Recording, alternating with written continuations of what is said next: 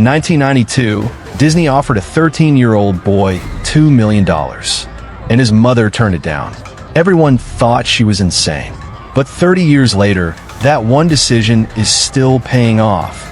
And Jason Weaver has earned far more than he ever would have with that check. This is the story of how a working-class mother outsmarted Disney, changed her son's life forever, and pulled off one of the most legendary deals in Hollywood history. Before we dive in, make sure you hit the subscribe button and turn on notifications, because I break down the untold stories behind money, power, and entertainment every week.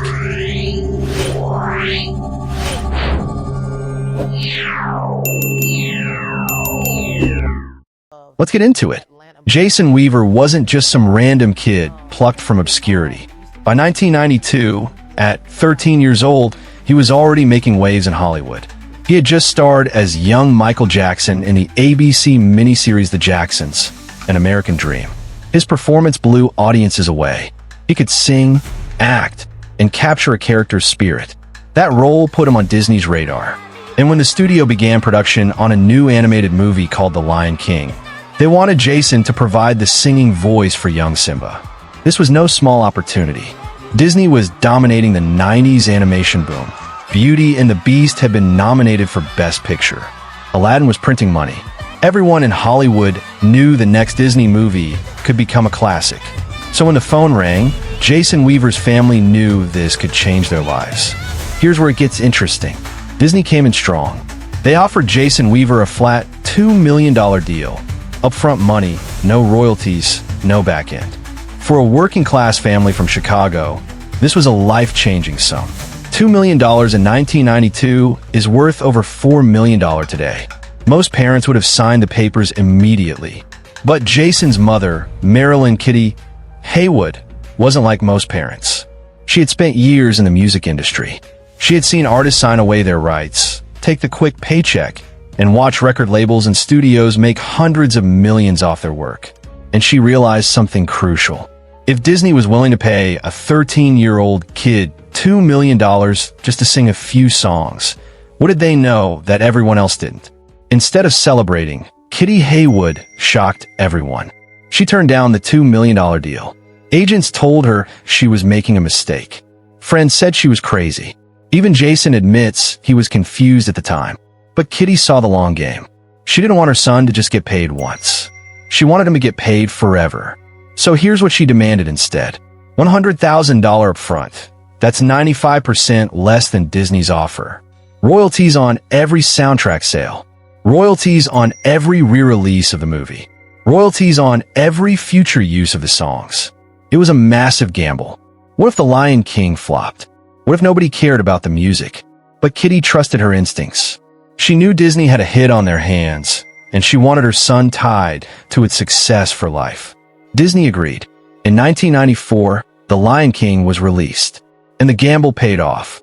The movie became Disney's crown jewel, grossing over $1 billion at the box office.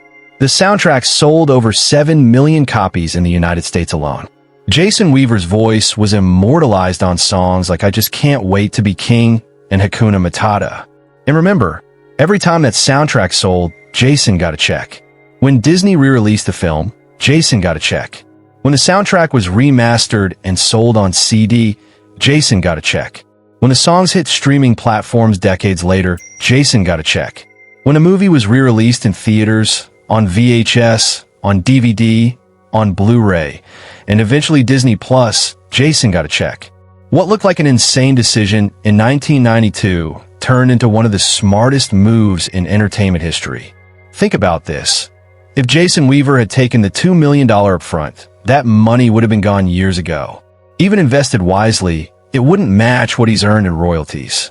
Instead, because of his mother's foresight, Jason is still getting paid 30 years later. In 2023, I Just Can't Wait to Be King went double platinum, nearly 3 decades after the movie's release.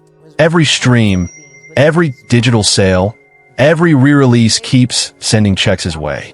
By now, Jason has earned far more than $2 million, multiple times over. And he'll keep earning as long as The Lion King remains a cultural icon, which is basically forever. So what's the takeaway here?